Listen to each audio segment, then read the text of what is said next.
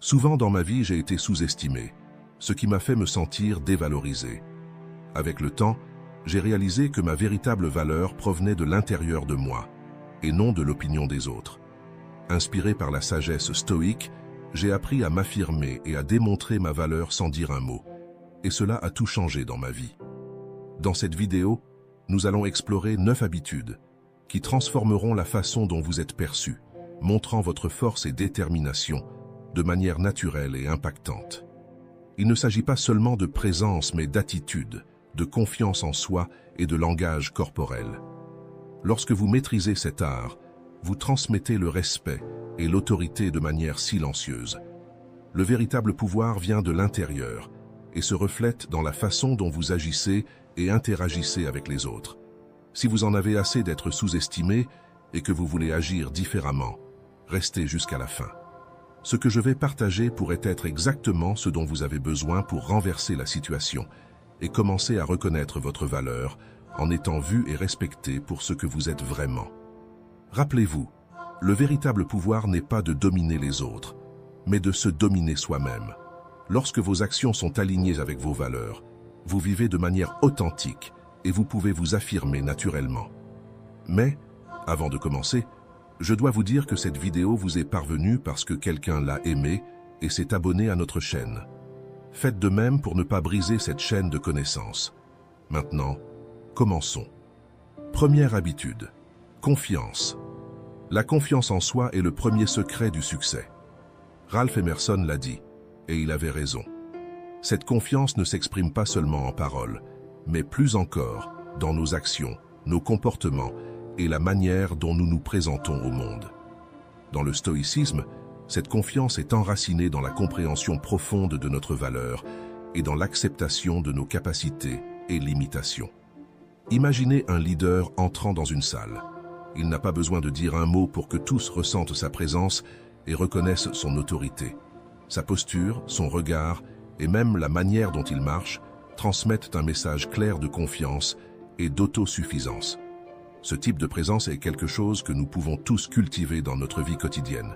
Mais par où commencer?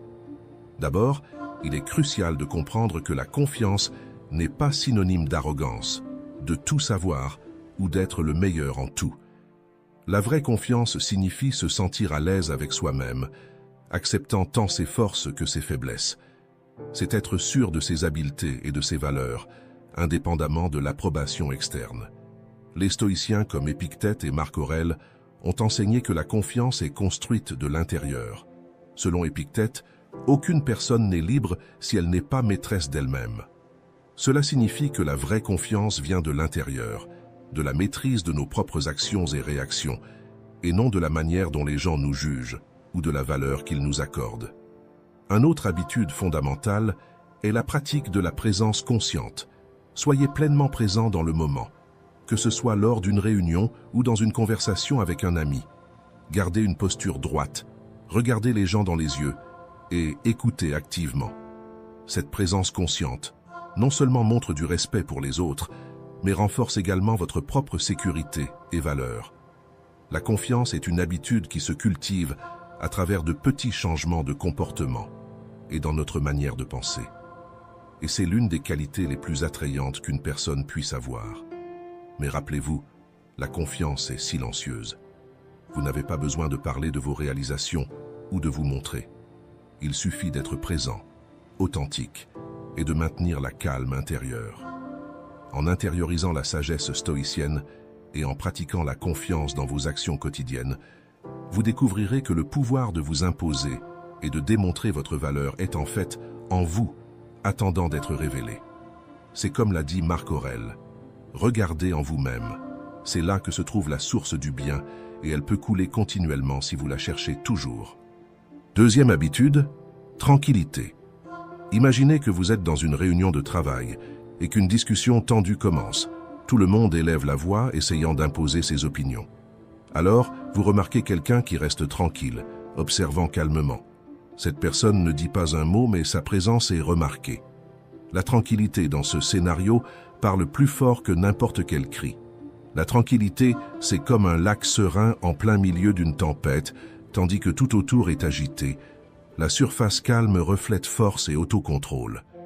Cette calme et rationalité montrent une maîtrise de soi et une clarté mentale, des qualités hautement valorisées dans n'importe quel contexte. Mais pourquoi est-il si difficile de rester calme dans des situations de tension? La réponse peut résider dans notre réaction instinctive au stress, où souvent nous confondons activité avec productivité. Sénèque, un des grands philosophes stoïciens, enseignait que la paix intérieure n'est pas l'absence de défis, mais la capacité de gérer ces défis de manière équilibrée. Tout comme les stoïciens tiraient avantage de la sérénité pour prendre des décisions avisées, nous pouvons apprendre à appliquer cette habitude dans notre vie quotidienne pour démontrer notre valeur sans avoir besoin de parler. Lorsque nous cultivons la tranquillité, nous augmentons notre capacité d'écouter activement, sans interrompre ni juger. Nous sommes également capables de maintenir une posture calme, même dans des discussions enflammées, et de répondre aux critiques sans réagir de manière défensive. Si vous réussissez à faire cela, vous êtes sur la bonne voie. La tranquillité est quelque chose d'incroyablement attirant. Lorsque vous êtes calme, vous transmettez une sensation de sécurité et de stabilité, quelque chose que beaucoup de personnes trouvent irrésistible. Dans le contexte de la sagesse stoïcienne, la tranquillité est une démonstration puissante de valeur et d'autocontrôle. Dans un monde où beaucoup sont tentés de parler fort et d'agir impulsivement pour être remarqués, cultiver la tranquillité peut être une manière silencieuse, mais extrêmement efficace de s'imposer. Il est important de comprendre que rester calme ne signifie pas être apathique ou jouer les imbéciles. Cela signifie être en paix et en contrôle de ses émotions, une qualité qui, bien que silencieuse, en dit long sur votre caractère. La tranquillité est la clé pour maintenir l'esprit en équilibre. Comme l'a dit Lao Tse, celui qui connaît les autres est sage, celui qui se connaît lui-même est éclairé.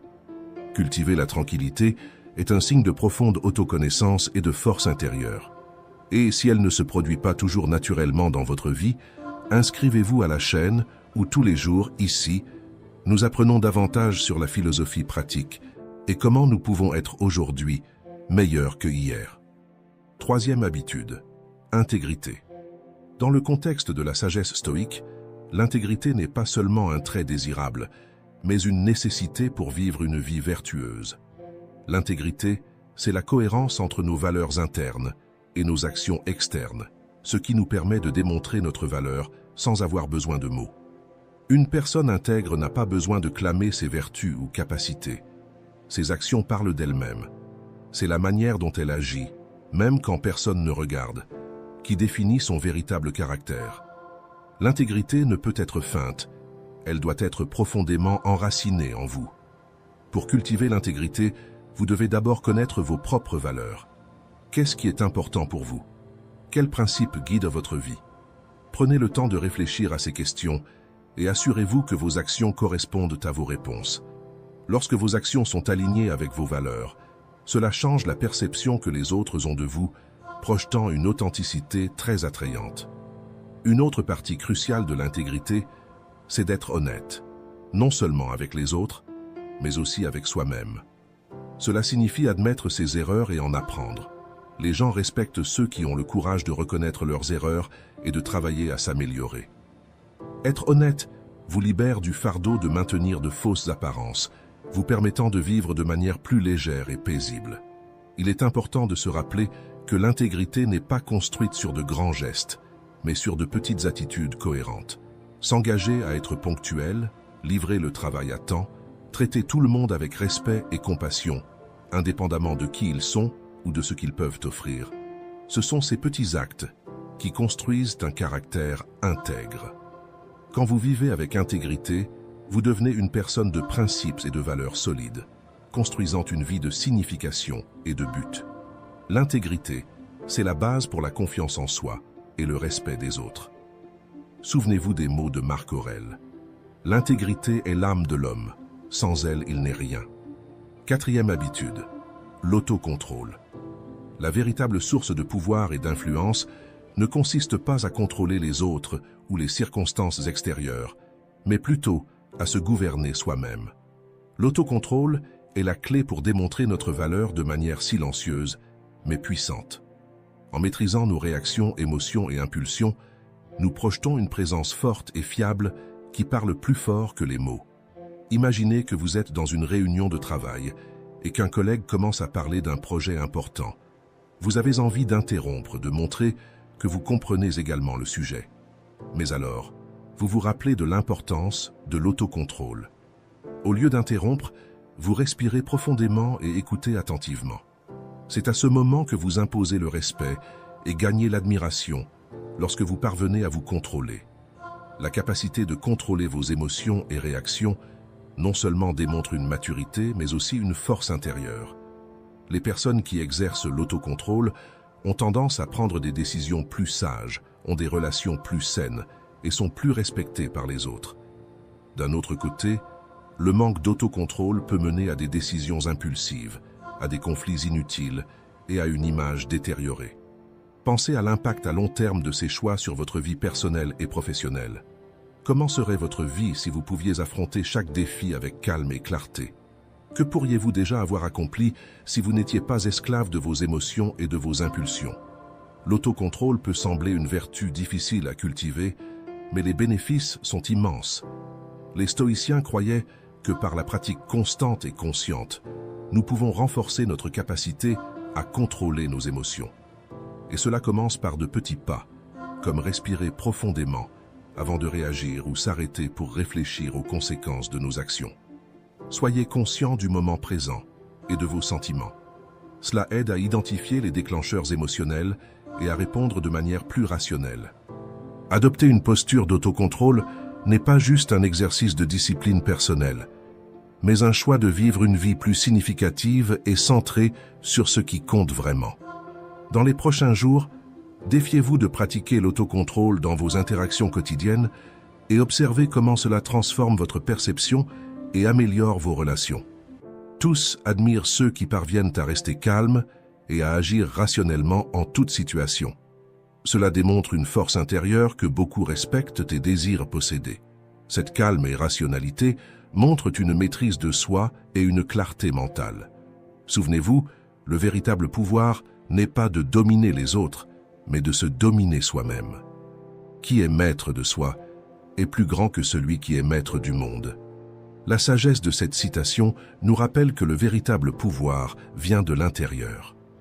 L'autocontrôle nous aide non seulement à rester calme au milieu du chaos, mais aussi nous permet de projeter une image de force et de confiance inébranlable. En devenant maître de nous-mêmes, nous devenons des exemples vivants de force intérieure et de sagesse.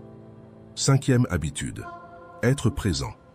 Cette qualité d'être complètement dans le moment, de vraiment être là, avec les personnes et les situations que vous rencontrez, est appelée la présence.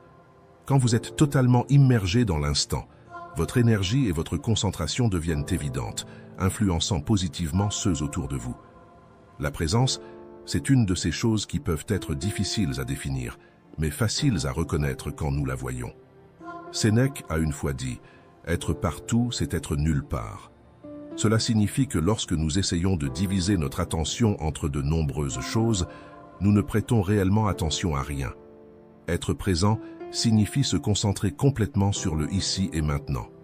Une étude de l'université de Harvard révèle que notre esprit vagabonde environ 47% du temps, c'est-à-dire que presque la moitié de nos vies, nous ne sommes pas vraiment présents dans ce que nous faisons. Alors, comment pouvons-nous cultiver l'habitude d'être présent? La pratique d'être présent n'est pas seulement une compétence, mais une philosophie de vie que les stoïciens maîtrisaient. Marc Aurèle, l'empereur stoïcien, utilisait la stratégie du memento mori. Il disait « Vous pouvez quitter cette vie à n'importe quel moment.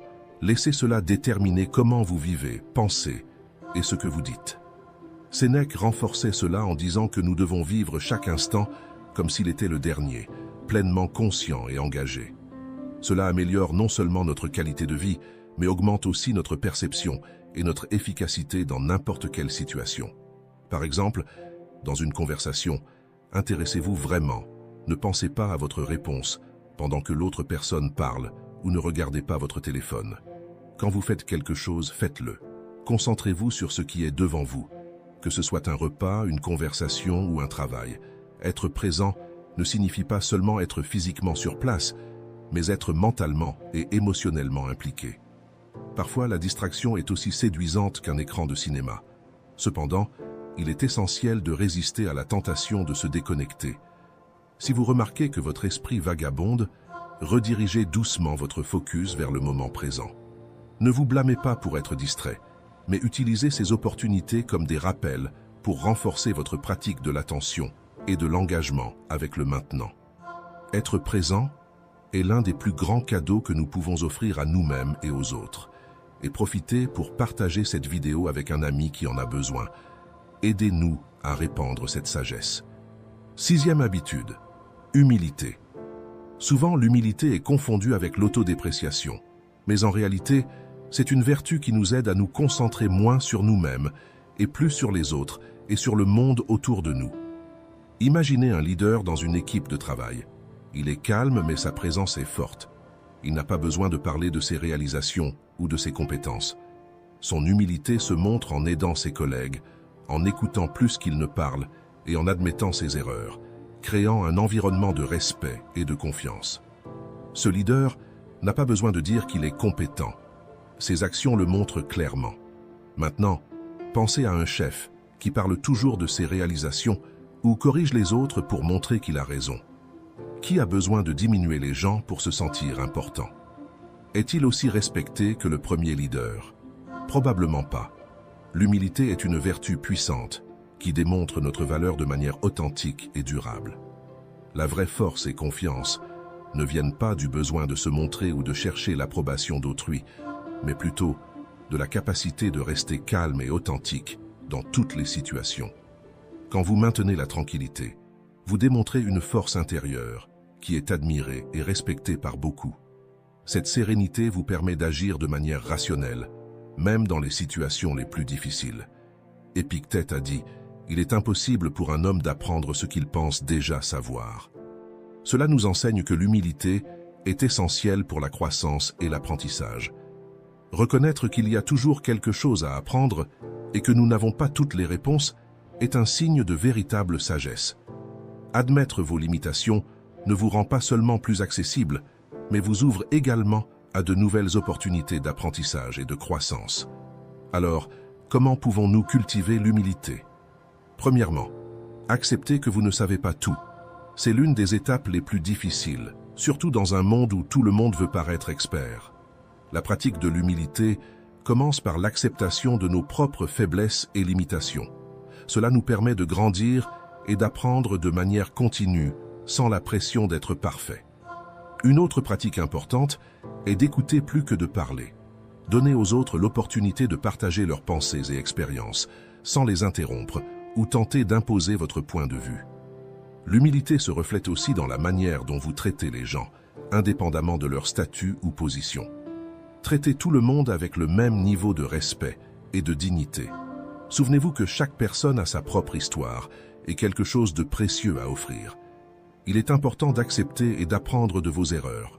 Personne n'est parfait et nous faisons tous des erreurs. La différence réside dans la manière dont nous répondons à ces erreurs. Au lieu de vous défendre ou de trouver des excuses, admettez quand vous avez tort et montrez-vous disposé à apprendre et à vous améliorer. Cette capacité à être vulnérable et honnête au sujet de vos défauts est une démonstration de grande force. En pratiquant l'humilité, vous devenez plus accessible et authentique.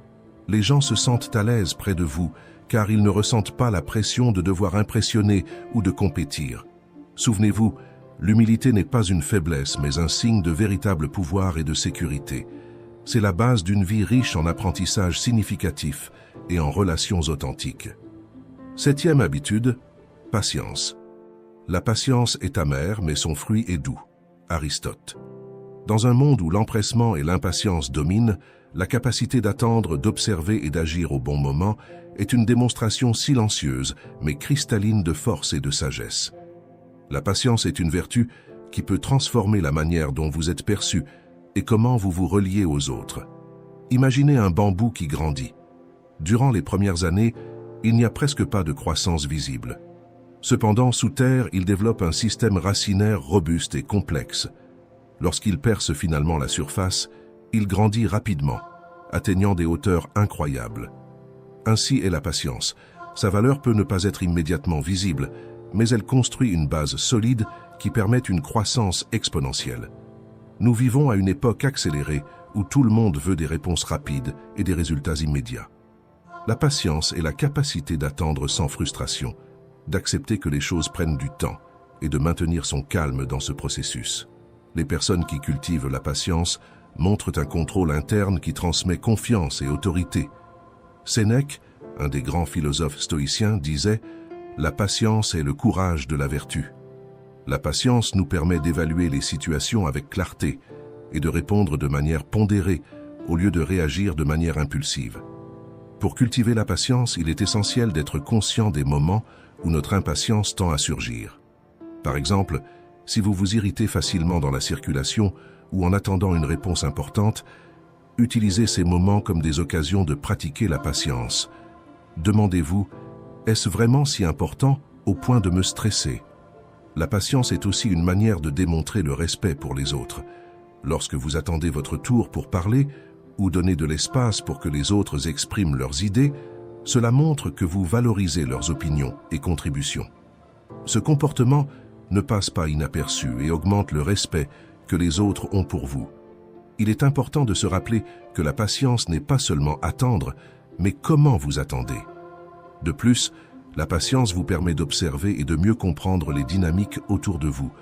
Au lieu d'interrompre une conversation ou de vouloir intervenir dans une situation, vous pouvez l'analyser et prendre des décisions plus informées. Cela ne démontre pas seulement votre valeur, mais renforce aussi votre capacité relationnelle. Enfin, souvenez-vous des mots d'Épictète. Aucune grande chose n'est créée soudainement, tout comme un raisin ou une figue.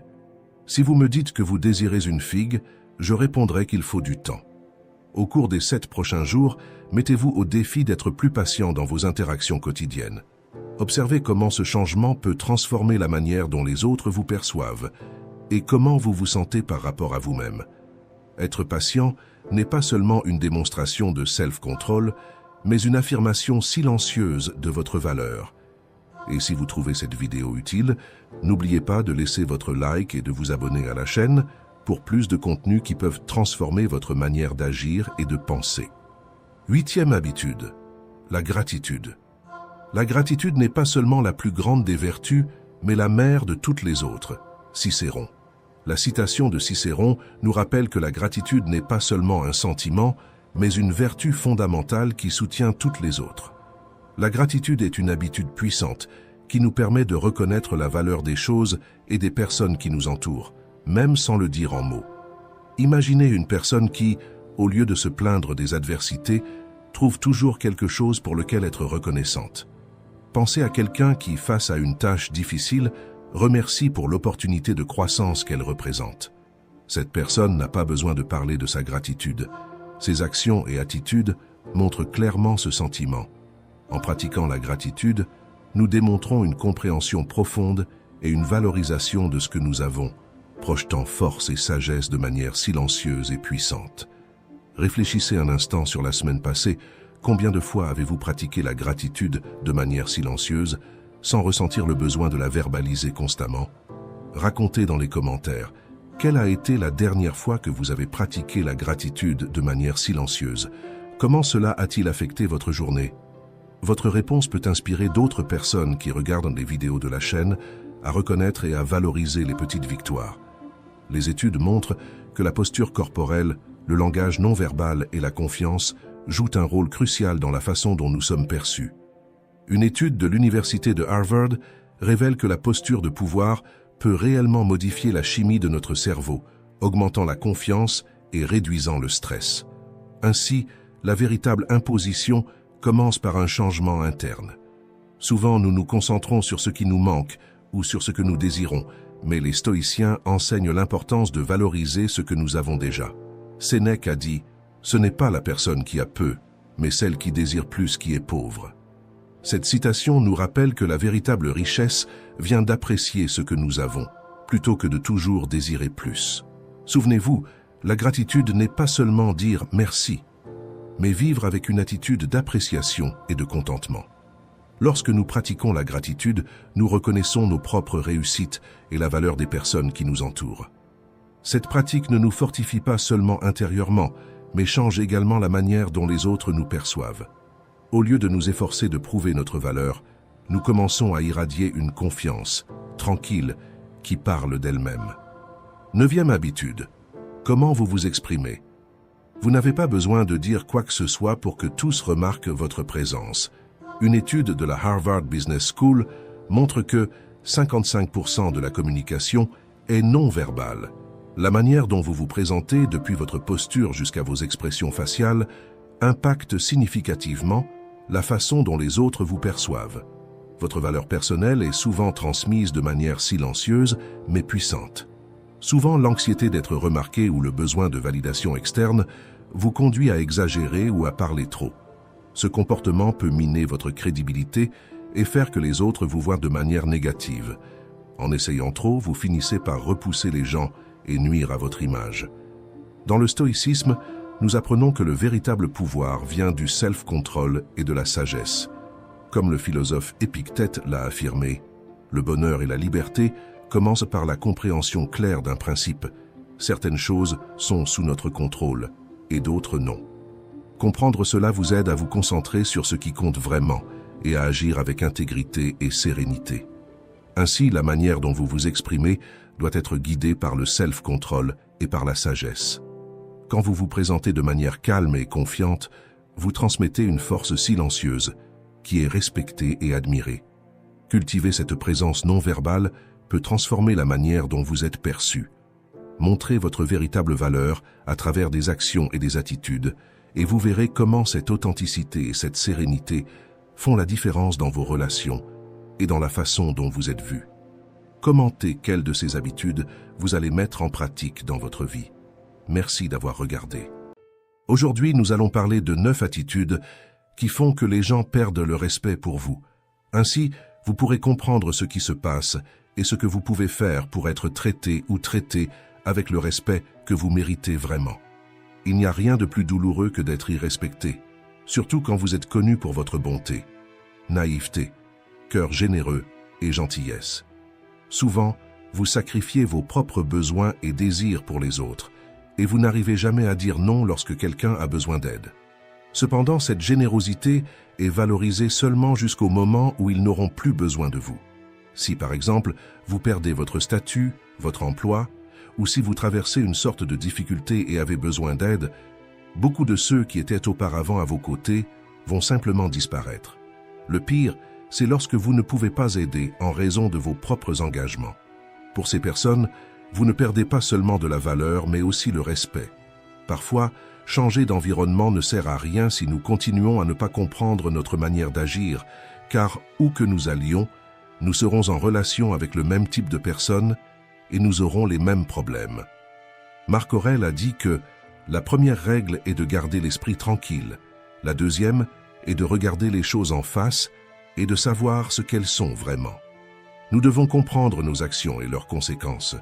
Il arrive un moment où nous devons réaliser la nécessité de changer notre manière d'agir. C'est ainsi que vous obtiendrez le respect que vous méritez vraiment. Pour cela, il est crucial d'identifier et de corriger ces attitudes qui mènent au manque de respect. Dans cette vidéo, nous allons explorer 9 de ces attitudes et apprendre à corriger ces comportements. Mais avant, vérifiez si vous êtes toujours inscrit à la chaîne, parce que parfois YouTube fait des siennes et peut annuler votre abonnement. Profitez-en pour activer les notifications et ne manquez aucune vidéo. Maintenant, commençons. Attitude 1. Parler trop. Imaginez que parler trop, c'est comme un seau percé. Au début, tout semble aller bien, mais plus vous versez des mots, plus le respect des autres s'écoule par le trou. Quand nous monopolisons une conversation, nous envoyons un message clair. Nous ne sommes pas intéressés par ce que les autres ont à dire. Cela peut être perçu comme un manque de contrôle sur nos actions et nos pensées. Zénon de Citium, le créateur du stoïcisme, nous rappelle que nous avons 2 oreilles et une bouche pour que nous puissions écouter le double de ce que nous parlons. Savoir utiliser cette proportion avec sagesse nous aide à maintenir le respect et évite que nous soyons perçus comme superficiels ou immatures. Mais ne vous inquiétez pas, il est possible de changer cette attitude. Le célèbre psychologue et auteur Daniel Goleman, reconnu pour son travail sur l'intelligence émotionnelle, suggère que l'autoconscience est la clé pour contrôler l'impulsion de parler trop. En étant conscient de vos propres sentiments et motivations, vous pouvez apprendre à peser vos mots avant de les exprimer. Une technique simple basée sur ces études pour vous aider à contrôler l'excès de parole est, premièrement, arrêtez-vous et respirez. Avant de parler, faites une pause et respirez profondément. Cela donne un moment pour réfléchir et évaluer la pertinence de ce que vous êtes sur le point de dire. Deuxièmement, pensez. Demandez-vous si ce que vous allez dire est utile, nécessaire et aimable. Si cela ne répond pas à ces critères, il vaut peut-être mieux le garder pour vous. Troisièmement, parlez avec intention. Choisissez vos mots avec soin, en vous assurant qu'ils contribuent positivement à la conversation. Une autre technique efficace est la méthode d'écoute active, proposée par Carl Rogers. L'idée est de se concentrer davantage sur l'écoute que sur la parole. Quand vous vous concentrez réellement à écouter ce que les autres ont à dire, cela montre du respect et de la considération, ce qui augmente naturellement le respect que les autres ont pour vous.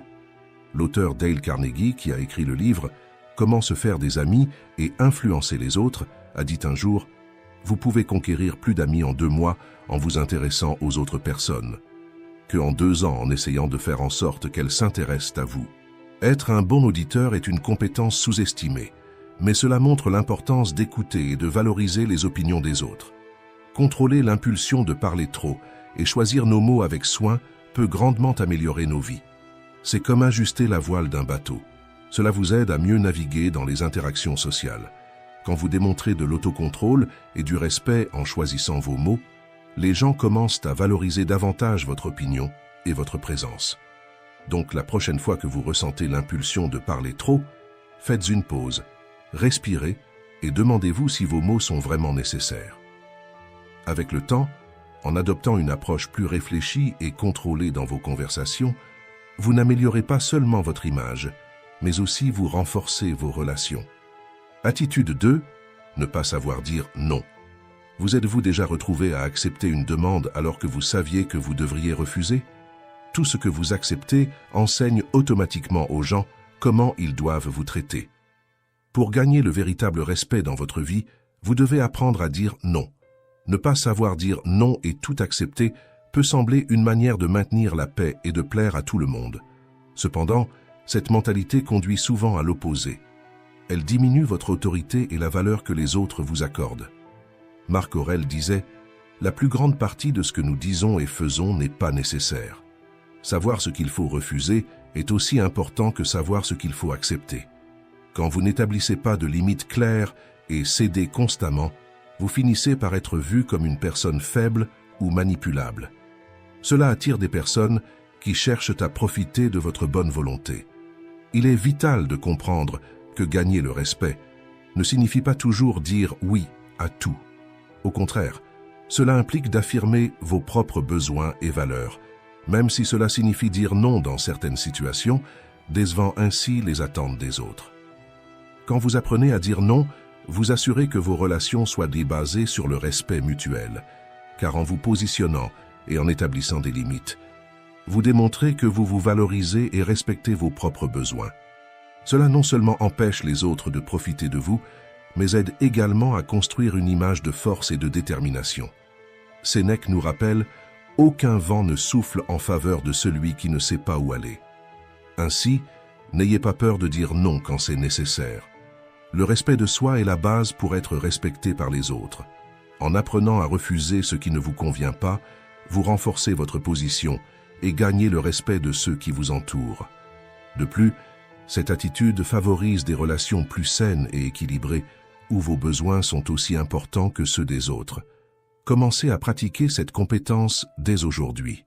Observez les situations où vous ressentez la pression d'accepter quelque chose que vous ne désirez pas et essayez de dire non avec fermeté et gentillesse. Rappelez-vous, dire non est un acte de courage et de respect de soi. Et chaque fois que vous le faites, vous êtes plus proche de devenir la personne que vous souhaitez vraiment être. Comprenez que établir des limites claires n'est pas de l'égoïsme, mais plutôt de l'autoconnaissance et de l'auto-soin. Chaque fois que vous dites « non », vous affirmez votre valeur et montrez que vos priorités comptent également. cela n'améliorera pas seulement la qualité de vos relations, mais augmentera aussi votre confiance en soi et votre estime de soi. Alors, pratiquez l'art de dire non et voyez comment cela transforme votre vie et vos interactions. Partagez dans les commentaires si vous avez déjà été dans cette situation de accepter quelque chose de compliqué parce que vous ne saviez pas dire non. Et ce que vous feriez différemment aujourd'hui. Attitude 3. L'impact de permettre d'être interrompu. La communication est la base de toute relation saine, que ce soit au travail, à la maison ou entre amis. Une des attitudes qui fait le plus perdre le respect pour vous, c'est de ne pas vous imposer dans une conversation et de vous permettre d'être interrompu ou interrompu. Quand vous permettez d'être interrompu à tout moment, vous envoyez le message que vos paroles et pensées sont moins importantes que celles de celui ou celle qui vous interrompt. Cela ne diminue pas seulement votre autorité, mais peut aussi amener les autres à vous voir comme quelqu'un qui ne valorise pas sa propre voix. Comme s'il pensait ainsi, si même Pierre ne croit pas en lui-même, pourquoi devrions-nous écouter ce qu'il dit? Gardez cette phrase avec vous. Seuls ceux qui se respectent sont respectés. Interrompre quelqu'un, c'est une claire démonstration de manque de considération pour les sentiments et les perspectives d'autrui. Cela indique de l'impatience et une incapacité à écouter activement. Comme l'a dit Stephen Covey, auteur de Les 7 habitudes des gens très efficaces, écoutez avec l'intention de comprendre, non avec l'intention de répondre. Quand quelqu'un vous interrompt, il viole ce principe de base du respect mutuel. Pour maintenir le respect dans les conversations, il est crucial d'établir des limites de manière assertive et éduquée. Si quelqu'un vous interrompt, vous pouvez gentiment dire « Excusez-moi, je n'ai pas encore terminé ma pensée ». Cela montre que vous valorisez votre propre voix et exigez le même respect des autres. En insistant pour être entendu, vous ne réaffirmez pas seulement votre propre respect, mais aussi enseignez aux autres à valoriser votre présence. Cette attitude renforce la dynamique de la conversation, favorisant un environnement plus équilibré et respectueux. Comme l'a souligné la chercheuse Brené Brown, établir des limites claires est un acte d'amour propre. Quand vous établissez un standard de respect mutuel dans les conversations, tout le monde en bénéficie. La communication devient plus claire et efficace, et les relations se renforcent. En conséquence, vous êtes vu comme quelqu'un qui mérite d'être entendu et respecté, augmentant votre autorité et confiance. La communication claire et respectueuse est la clé pour des relations saines. Ne permettez pas d'être interrompu plusieurs fois dans une conversation. Valorisez ce que vous avez à dire, combien vous pouvez contribuer et si cela en vaut la peine, insistez pour être entendu. Attitude 4. Négativité chronique. Avez-vous déjà rencontré quelqu'un pour qui rien n'est jamais bon? Il semble toujours se plaindre, voyant le côté négatif de tout. La négativité chronique use les relations et fait que les personnes autour de vous perdent totalement le respect pour vous et peut également nuire gravement à votre santé mentale et physique. Une étude de l'université de Stanford a montré qu'une vision constamment négative peut augmenter les niveaux de cortisol, l'hormone du stress, ce qui peut entraîner des problèmes de santé tels que l'hypertension, des troubles du sommeil et un système immunitaire affaibli, et même la dépression. Nous croyons généralement que les personnes autour de nous se plaignent beaucoup, mais nous ne nous voyons jamais comme des râleurs. Le premier pas pour surmonter la négativité chronique est de la reconnaître. Épictète nous rappelle que les gens ne sont pas perturbés par les choses, mais par la vision qu'ils en ont. Faites attention à vos pensées et à vos mots. Si vous passez vos journées à critiquer ou à prédire le pire, commencez à identifier ces modèles pour les transformer. Une bonne façon de faire cela est d'utiliser la technique appelée ABC, du célèbre psychologue Martin Seligman, connu comme le père de la psychologie positive. A représente l'adversité. Commencez par identifier la situation qui vous dérange. B de beliefs, qui signifie croyance en anglais. Reconnaissez les pensées négatives automatiques qui surgissent. C de conséquences. Observez comment ces pensées affectent votre humeur et votre comportement. Après avoir identifié ces éléments, vous pouvez commencer à défier et changer ces pensées négatives. C'est comme être l'auteur de votre propre livre mental. Si un chapitre n'est pas bon, réécrivez-le jusqu'à ce qu'il soit comme vous le voulez. Il est important de clarifier qu'être positif ne signifie pas ignorer les problèmes réels ou prétendre que tout est parfait. Cela a plus à voir avec aborder les défis de la vie avec une attitude constructive. Chaque moment est une chance de choisir une meilleure attitude. Au lieu de vous focaliser sur les problèmes, vous commencez à vous concentrer sur la recherche de solutions. Lorsque vous adoptez une mentalité de solution, vous améliorez non seulement votre propre vie, mais vous inspirez également les autres autour de vous. Personne ne veut passer du temps avec quelqu'un qui voit un défaut dans tout. Là où le pessimisme se propage, il réduit la productivité et le respect. Soyez proactif et créatif dans la gestion des défis, montrant que la négativité n'a pas sa place dans votre vie. Engagez-vous à l'éliminer définitivement de votre vie. Commentez. Ici non. Et brisez une fois pour toutes ce cycle de pensées négatives et de découragement.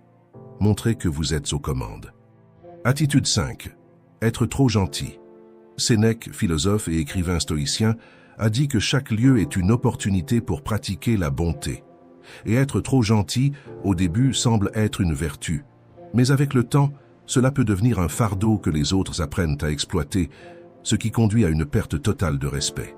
Être toujours gentil, en mettant constamment les besoins des autres au-dessus des vôtres, peut amener les gens à remettre en question votre capacité à établir des limites. Cela ne compromet pas seulement votre propre estime de soi, mais donne également l'impression que vous êtes incapable de défendre vos propres intérêts. C'est comme si votre cerveau était une alarme qui ne s'éteint jamais, toujours en alerte pour les besoins des autres tout en ignorant les vôtres. Quand vous cédez aux volontés des autres, surtout face à des comportements inappropriés ou abusifs, vous envoyez le message suivant. Je suis prêt à accepter n'importe quoi. Et lorsque nous nous plaçons dans cette situation, souvent en espérant que l'autre reconnaisse notre valeur, nous finissons par recevoir le pire. Comme l'a dit Marc Aurèle, « Personne ne viendra te sauver, tu dois te sauver toi-même ». Vous déterminez votre valeur, et le moyen de la communiquer aux autres est à travers vos attitudes. Quand vous êtes prêt à accepter n'importe quoi, vous ne vous respectez pas vous-même, et sûrement les autres ne le feront pas. Cela ne signifie pas que vous devez devenir une mauvaise personne à partir de maintenant. Établir des limites et apprendre à dire non, ce n'est pas être insensible ou égoïste. Au contraire, quand vous dites non de manière appropriée, vous montrez du respect pour vous-même. Vous reconnaissez votre valeur et celle de votre temps, en maintenant votre autonomie et votre dignité. Être assertif ne signifie pas être rude ou indifférent. Il s'agit de trouver un équilibre entre la gentillesse et la fermeté, en restant fidèle à vos principes et à vos besoins. Richard Branson, un entrepreneur à succès, a dit un jour « Établissez des limites pour protéger votre paix mentale et votre temps. » Et il a raison. Établir des limites est essentiel pour maintenir le respect des autres et préserver votre propre santé mentale. La vie est trop courte pour se perdre à plaire à tout le monde. Soyez gentil mais ferme, et vous verrez que les gens commenceront à vous respecter, vous et vos priorités. Et, si ces mots ont du sens pour vous, abonnez-vous à la chaîne et activez les notifications pour ne manquer aucune nouvelle vidéo. Attitude 6. Ne pas tenir les promesses. Mentir, omettre ou ne pas tenir les promesses sont des comportements qui détruisent la confiance et le respect des autres. Quand quelqu'un est pris en train de mentir ou échoue à répétition à tenir ses promesses, cela démontre un manque d'intégrité, de responsabilité et de respect pour les engagements pris. Ce type d'attitude nuit à votre propre estime de soi et crédibilité, et fait que les gens se demandent si vous êtes une personne sincère et digne de confiance. Imaginez que tenir les promesses est comme construire un pont. Chaque engagement tenu est une brique qui solidifie cette structure, tandis que chaque promesse rompue est une brique retirée, affaiblissant le pont jusqu'à ce qu'il s'effondre. Quand vous mentez ou ne tenez pas vos promesses, cela montre un manque de considération pour les sentiments et les attentes des personnes qui ont confiance en vous. Cela provoque déception, frustration et même ressentiment. Mais ne vous inquiétez pas, il existe un moyen de reconstruire votre réputation. Commencez par pratiquer la technique du « promettez moins, livrez plus ». Cette technique implique de s'engager uniquement à ce que vous pouvez vraiment accomplir et, lorsque c'est possible, de dépasser les attentes. Cela aidera non seulement à reconstruire la confiance des autres en vous, mais renforcera également votre propre estime de soi et sens des responsabilités. Une autre stratégie efficace est de maintenir une communication ouverte et honnête. Si vous réalisez que vous ne pourrez pas tenir une promesse, informez l'autre personne le plus rapidement possible, en expliquant la situation sincèrement et en proposant une solution alternative. Cela montre que vous valorisez les sentiments et les attentes des autres et que vous êtes engagé à maintenir l'intégrité de vos paroles. Rappelez-vous, ne pas tenir vos promesses est comme jeter des pierres sur votre propre vitrine. La confiance, une fois brisée, est difficile à reconstruire. Ainsi, valorisez vos paroles, tenez vos promesses et observez comment le respect et la confiance reviennent dans votre vie. Attitude 7. Être égoïste. L'égocentrisme et l'exhibitionnisme sont des comportements qui peuvent rapidement miner le respect que les autres ont pour vous. Quand quelqu'un se vante de ses réussites, exhibant ses réalisations sans considérer l'intérêt ou la permission des autres, cela peut être perçu comme arrogant et insensible. Les gens aiment être écoutés et valorisés, et l'égoïsme fait qu'ils se sentent négligés et dévalorisés. Il est naturel et sain de ressentir de la fierté pour ses réalisations et de vouloir partager son bonheur avec les autres. Cependant, exhiber constamment vos réussites, surtout auprès de personnes que vous venez de rencontrer, peut provoquer un malaise et diminuer rapidement le respect que ces personnes ont pour vous. Il est très important de trouver un équilibre entre partager et être modeste. En fin de compte, être égoïste est comme un aimant répulsif pour les gens. Personne ne veut passer du temps avec quelqu'un qui ne voit que ses propres besoins et désirs. Pour gagner le respect des autres, il est essentiel d'adopter une approche plus subtile. Au lieu de vous concentrer uniquement sur vous-même, montrez un intérêt sincère pour les histoires et les expériences des autres. Commencez à écouter attentivement et à valoriser ce que les autres ont à dire. Cela démontre de l'empathie et du respect, ce qui augmente la considération et le respect qu'ils ont pour vous. Une autre technique puissante est de pratiquer la gratitude et la reconnaissance. Au lieu d'exhiber vos réalisations, reconnaissez et valorisez les contributions des autres. Partagez vos réussites de manière modeste et cherchez toujours à célébrer les victoires de vos collègues et amis. Cela non seulement renforcera vos relations, mais augmentera également le respect mutuel. Comme l'a dit l'auteur Brené Brown, la gratitude ne change pas le paysage autour de vous, mais elle vous change. Et la même chose est valable dans la vie. Pour célébrer vos victoires, vous n'avez pas besoin de diminuer la valeur de personne. D'ailleurs, si vous voulez exprimer votre gratitude pour ce contenu, il suffit d'aimer cette vidéo et de vous abonner à la chaîne. C'est quelque chose de simple, mais qui nous aide à continuer à produire des vidéos comme celle-ci. Attitude 8. Agir par intérêt. Lorsqu'une personne montre de l'intérêt uniquement pour se rapprocher de personnes pouvant offrir des avantages tangibles, comme une voiture, de l'argent ou un statut, cela révèle un manque de sincérité et d'authenticité dans ces interactions. Ces personnes changent souvent leur comportement en fonction de qui est à proximité. Elles traitent certaines personnes de manière amicale et aimante, tandis qu'elles ignorent ou méprisent celles qui ne peuvent rien leur offrir. Des études montrent que le manque d'intégrité et de loyauté affaiblit la confiance, amenant les autres à questionner leurs véritables intentions. Les gens remarquent lorsqu'ils sont traités différemment et commencent à s'éloigner. C'est comme si leur comportement était un masque qui finit par tomber, révélant la vérité derrière les actions. Au lieu de cultiver des relations authentiques, cette attitude crée une atmosphère de méfiance et de manque de respect. Pour gagner et maintenir le respect des autres, il est essentiel d'être authentique. Traiter tout le monde avec la même considération, indépendamment de ce qu'ils peuvent offrir, démontre un caractère fort et fiable. Les relations basées sur l'honnêteté et le respect mutuel sont bien plus précieuses et durables. Demandez-vous, traitez-je cette personne avec sincérité ou avec des arrière-pensées? L'auto-réflexion est cruciale pour cultiver l'intégrité. Agir par intérêt, c'est comme construire des châteaux de sable au bord de la mer. Cela peut sembler grandiose au début, mais avec le temps, tout se dissout. Pensez à une situation de votre vie où vous vous êtes senti utilisé. Nous avons tous expérimenté ce sentiment d'une manière ou d'une autre et savons à quel point cela peut être irrespectueux. Pour cette raison, ne causez pas chez les autres ce que vous n'aimez pas vivre vous-même. Pratiquez l'authenticité et traitez tout le monde avec respect. Attitude 9. Agir avec irrespect. Imaginez que le manque de respect soit comme un miroir brisé. Chaque fois que vous manquez de respect à quelqu'un, il devient plus fragmenté, reflétant une image déformée de qui vous êtes. Le respect est une rue à double sens. Si vous souhaitez être respecté, vous devez d'abord respecter les autres. Quand vous ne montrez pas de respect, cela indique que vos préoccupations personnelles sont plus importantes que les besoins et les opinions des autres. Pensons à l'exemple de celui qui veut toujours avoir raison.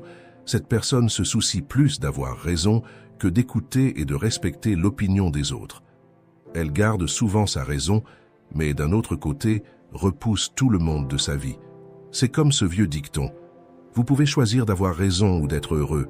Ou, comme Épictète l'a dit, le désir et le bonheur n'occupent pas le même environnement. Nous pouvons choisir d'être heureux et de vivre avec sagesse, ou nous pouvons maintenir nos désirs de possession, d'égoïsme, et de croire que nous sommes meilleurs que les autres. Nous avons une vidéo sur la chaîne qui parle plus de ce sujet. Vous pouvez la regarder dès que vous aurez terminé cette vidéo. Continuons. Des attitudes comme faire des blagues sur l'apparence de quelqu'un, sa situation financière, discriminer ou mépriser des personnes, ou critiquer les autres de manière arrogante et se placer au-dessus d'eux, diminuent le respect que les autres ont pour vous. Ces comportements blessent non seulement les sentiments des autres, mais révèlent également un manque d'empathie et de considération. Croyez-le, le manque de respect peut affecter vos relations autant que la malhonnêteté. Une étude de l'Université de Berkeley a montré que l'absence de respect mutuel peut détériorer les relations personnelles et professionnelles, menant à la méfiance et à l'isolement. Ne pas respecter les autres est comme construire des murs autour de soi. Plus vous faites cela, plus vous devenez isolé et distant des autres. Pour maintenir et gagner le respect, traitez tout le monde avec considération et gentillesse, reconnaissant l'importance de leurs perspectives et sentiments. De petits gestes, comme remercier, présenter des excuses sincères lorsque nécessaire et éviter les jugements précipités, peuvent faire une grande différence dans la façon dont nous sommes perçus par les autres. Mais il est important que vous vous rappeliez que respecter les autres ne signifie pas être d'accord avec tout ce qu'ils disent ou font. Cela signifie reconnaître leur humanité et traiter leurs opinions et sentiments avec considération. C'est votre droit d'avoir une pensée critique, d'analyser toutes les informations, mais cela ne s'étend pas à écraser quelqu'un pour prouver que vous avez raison. Dans la vie, le respect est l'un des fondements les plus solides que vous pouvez construire. Merci de regarder.